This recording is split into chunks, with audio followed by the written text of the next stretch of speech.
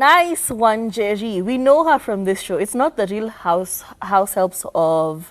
I think it was the mother-in-law, is it not? No, it was not mother-in-law. It was another one where she used to call a kid who was called Kyle, and she had really taken that name into a Kikuyu. Anyway, we know her. She is hilarious. She used to act in the same thing as De Souza. Yeah. There's this local film they used to do.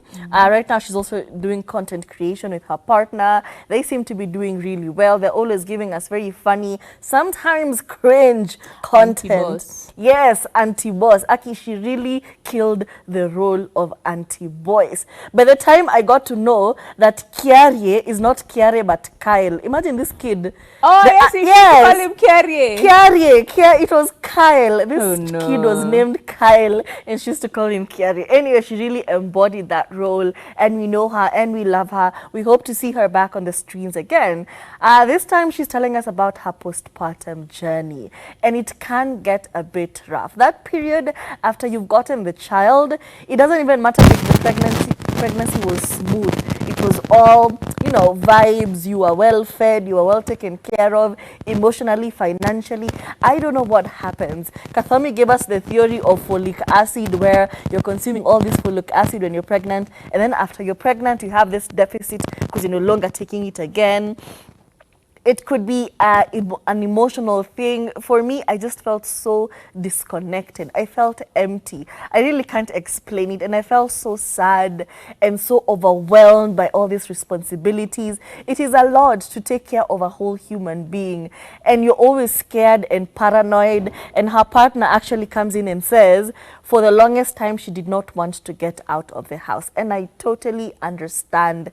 There's this anxiety that just hits you. You don't want to be outside. You just want to be isolated. You and your child, taking care of your child. And if somebody doesn't forcefully take you out of the house, it can be a bit difficult. Unaweza gonga miezi 3 ama karibu 6 haujatoka kwa nyumba. It does happen. It does happen to all of us.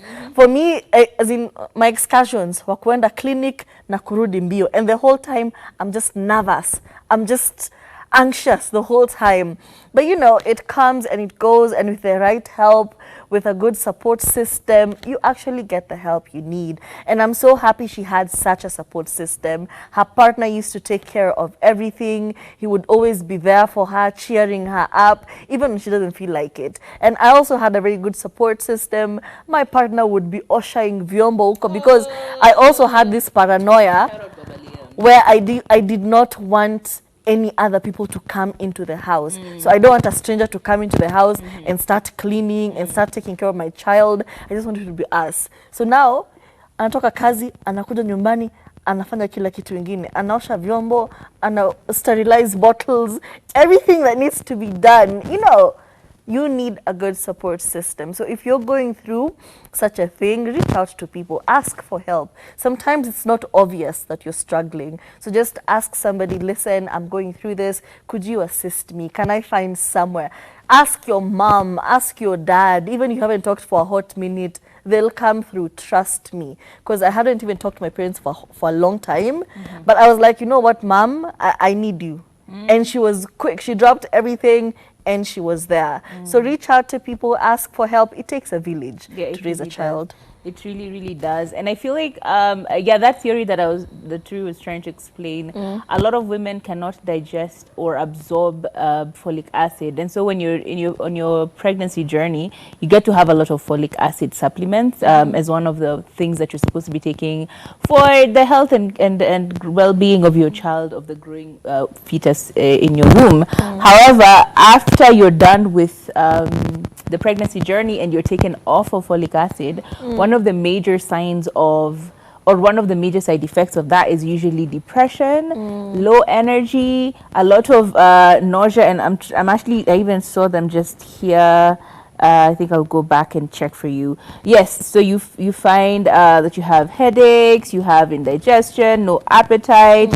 It can go so far as to have now muscle weaknesses, psychological problems, which can range from mild depression, anxiety, confusion, and even for some people it becomes dementia.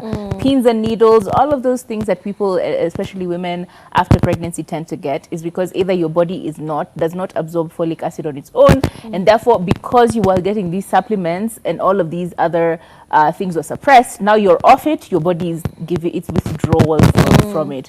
So a lot of people end up getting a bit depressed, and it can lead to a lot of other issues. So yeah, that's an interesting theory which I learned recently. However, I think as a person who's not gone through postpartum depression or even part of anything, I wouldn't be well placed to really speak on the issue. However, I do, and I have seen a lot of women going through it, and it is very sad to have your own child and being super paranoid. Like Turi, I think she's mentioned many times on the show that she used to be super paranoid of anyone else touching her child. Even now, you just said it.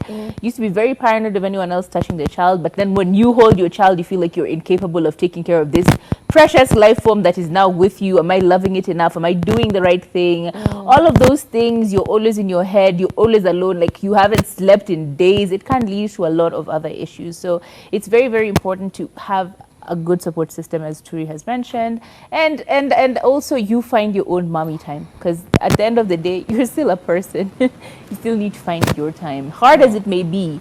Ukiambiwa enda ukalale, do not question it. Just go and KO until you wake up and you have more energy to take care of your child, produce milk, all of these other things. And even if you can't produce your own milk, don't let it bother you much. This is part of life. Some women just can't. Be okay with it. Find a way to do it on time, whatever is happening to you. Because watching your child eventually not be normal. Like all of these things are so problematic to you when they're happening to you.